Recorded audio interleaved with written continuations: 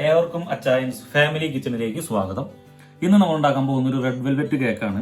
First time ഉണ്ടാക്കുന്ന ആൾക്ക് പോലും വളരെ പെർഫെക്റ്റ് ആയിട്ട് എങ്ങനെ ഈ ഒരു സ്ട്രക്ചറോട് കൂടി വളരെ സ്പോഞ്ചി ആയിട്ടുള്ള ഒരു റെഡ് വെൽവെറ്റ് കേക്ക് എങ്ങനെ ഉണ്ടാക്കിയെടുക്കാം, അതാണ് ഇന്നത്തെ വീഡിയോയിൽ നമ്മൾ കാണിക്കുന്നത്. അതായത് നല്ല ഡാർക്ക് റെഡ് കളറോട് കൂടിയ റെഡ് വെൽവെറ്റ് കേക്ക് നമുക്ക് ഉണ്ടാക്കിയെടുക്കാൻ പറ്റും. അപ്പോൾ അതെങ്ങനെയാണ് നമുക്ക് നോക്കാം. അതിനു മുമ്പ് ആരെങ്കിലും ഈ ചാനൽ ആദ്യമായിട്ടാണ് കാണുന്നതെങ്കിൽ സബ്സ്ക്രൈബ് ചെയ്യുക. ഈ വീഡിയോ ഇഷ്ടപ്പെട്ട് കഴിഞ്ഞാൽ ഷെയർ ചെയ്യുക, ലൈക്ക് ചെയ്യുക, നിങ്ങളുടെ അഭിപ്രായങ്ങൾ കമൻറ്റ് ചെയ്യുക. ആദ്യം നമ്മളിവിടെ എടുത്തിരിക്കുന്ന ഒരു 200 ഗ്രാം മൈദയാണ്. 200 ഗ്രാം, ഒരു കപ്പ്. ഇത് ഞാൻ ഇവിടെ ഉപയോഗിക്കുന്നത് ഒരു 200 ഗ്രാമാണ്. നമുക്ക് ആദ്യം അരിച്ചെടുക്കാം. അപ്പോൾ നമ്മളൊരു അരിപ്പിലോട്ട് അത് തട്ടുക. ഇതിലേക്ക് 1 tablespoon cocoa powder, light cocoa powder ആണെങ്കിൽ ഏറ്റവും നല്ലത്, ഡാർക്കായാലും കുഴപ്പമൊന്നുമില്ല. 1 ടേബിൾ സ്പൂൺ. ഇതിലേക്ക് 1 ടീസ്പൂണോളം ബേക്കിംഗ് പൗഡർ. ഇത് ഭയങ്കരമായിട്ട് ഇടണ്ട, 1 ടീസ്പൂൺ തന്നെ ധാരാളം. അതിനുശേഷം ഇത് നല്ലവണ്ണം ഒന്ന് അരിച്ചെടുക്കുക.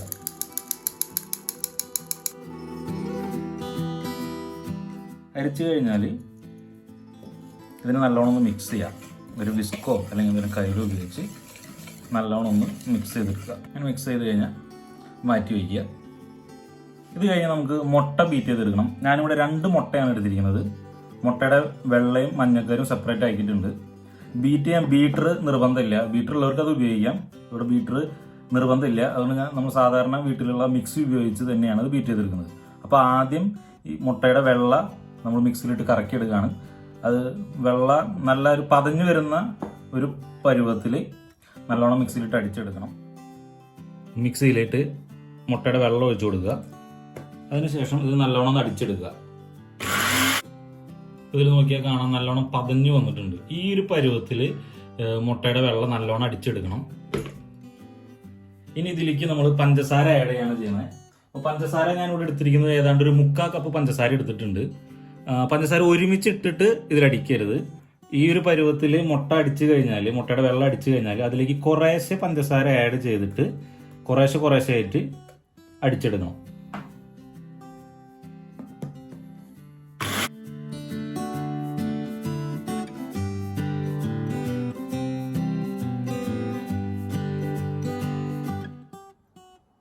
അങ്ങനെ നമ്മൾ പഞ്ചസാരയൊക്കെ ഇട്ടടിച്ച് ഈ പരുവായിട്ടുണ്ട്.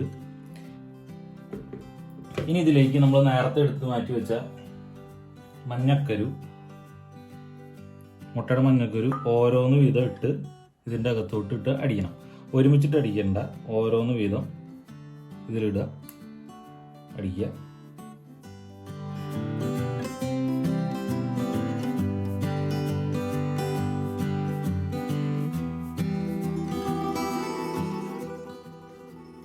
അങ്ങനെ നമ്മൾ അടിച്ചെടുത്തിട്ടുണ്ട്. ഇനി ഇതിലേക്ക് വാനില എസൻസ് 1 ടീസ്പൂൺ ഒഴിക്കണം.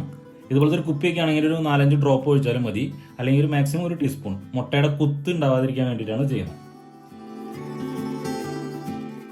അത് ഒഴിച്ചിട്ട് നമ്മളൊന്ന് കറക്കിയെടുക്കണം. നമ്മൾ അടിച്ചെടുത്ത മുട്ടയുടെ മിക്സ് നമ്മളൊരു മിക്സിംഗ് ബൗളിലോട്ട് മാറ്റുക. ഇനി നമ്മൾ ഇതിലേക്ക് നമ്മൾ നേരത്തെ മിക്സ് ചെയ്ത് വെച്ച മൈദ കുറേശ്ശെ ചേർത്ത് ഇളക്കി കൊടുക്കുക. പ്രത്യേകം ശ്രദ്ധിക്കുക, കുറേശ്ശെ ചേർത്തിട്ട് ഇളക്കി കൊടുത്താൽ മതി, മുഴുവനായിട്ട് ഒരുമിച്ച് ചെയ്യരുത്. ഇളക്കുമ്പോൾ ഫോൾഡിംഗ് മെത്തേഡ് ഉപയോഗിച്ച് ഇളക്കാൻ ശ്രമിക്കുക. അതായത് കുത്തി ഇളക്കാതെ ഈ കാണിച്ചിരിക്കുന്നത് പോലെ വശങ്ങളിൽ നിന്ന് അതിലോട്ട് മിക്സ് ചെയ്തെടുക്കുക.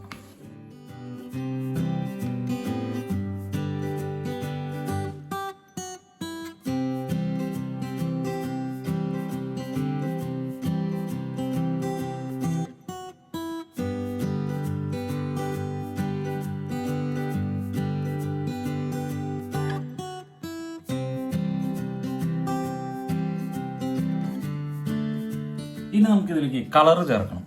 അപ്പോൾ അതാണ് അതിൻ്റെ പ്രധാനപ്പെട്ട ഭാഗം. അപ്പോൾ കളർ ചേർക്കുന്നതിന് നമ്മളിവിടെ കുക്കിംഗ് കളറ് റെഡാണ് യൂസ് ചെയ്യുന്നത്. അതെല്ലാവരും റെഡ് തന്നെ യൂസ് ചെയ്യും. അപ്പോൾ ഇത് പൊടിയാണ്. അപ്പോൾ ജെല്ലുള്ളവർക്ക് ജെല്ല് ഉപയോഗിക്കാം, റെഡ് കളർ ജെല്ല്. അല്ലെങ്കിൽ ചെയ്യേണ്ടത് പാല്, ഞാൻ ഇവിടെ ഒരു 1/4 കപ്പ് പാൽ എടുത്തിട്ടുണ്ട്. ഈ പാലിലേക്ക് ഒരു 1/4 കപ്പ് എണ്ണയും കൂടി വെച്ച് കൊടുക്കുക.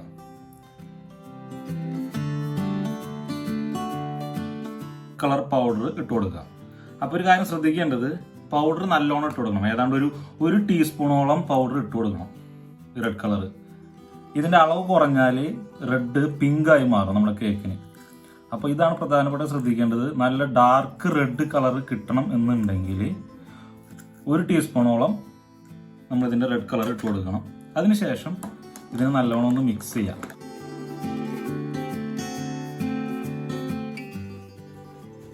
ഇനി നമ്മൾ ഈ കളറ് നമ്മൾ നേരത്തെ മിക്സ് ചെയ്ത് വെച്ചിരിക്കുന്നതിലേക്ക് കുറേശ്ശെ ഒഴിച്ചു കൊടുത്ത് മിക്സ് ചെയ്തെടുക്കുക. നല്ലൊരു ഡാർക്ക് റെഡ് കളർ വരുന്നത് വരെ മിക്സ് ചെയ്യാം.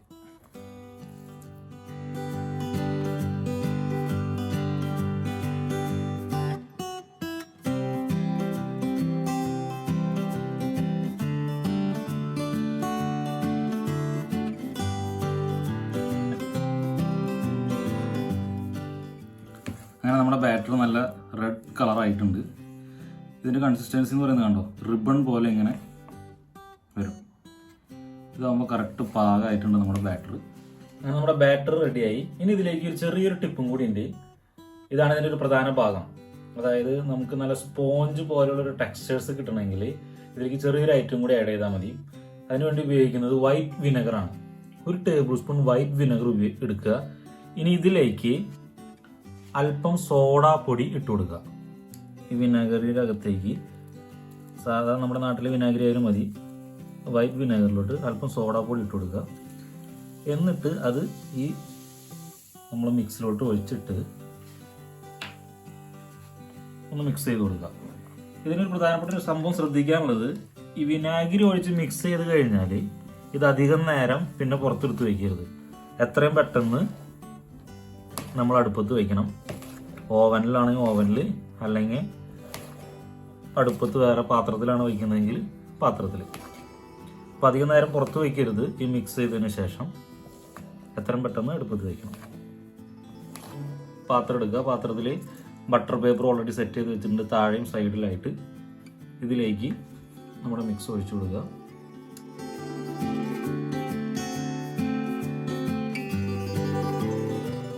അതിനുശേഷം പാത്രം ടാപ്പ് ചെയ്ത് കൊടുക്കുക.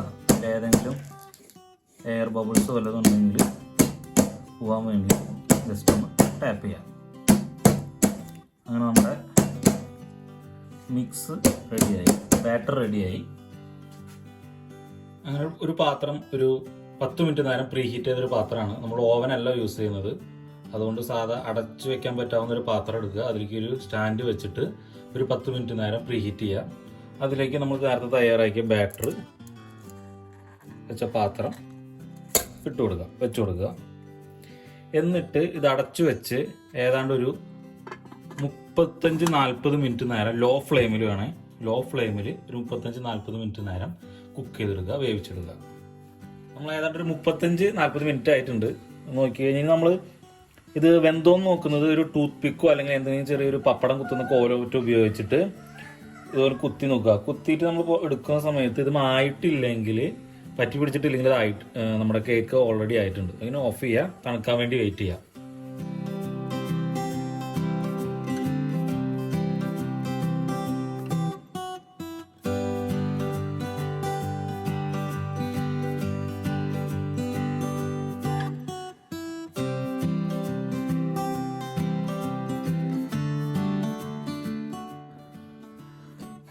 നിങ്ങൾക്ക് കാണാം കണ്ട ഈ ഒരു ടെക്സ്ചറിൽ സാധനം കിട്ടും. നല്ല സ്പോഞ്ചി ആയിട്ടുള്ള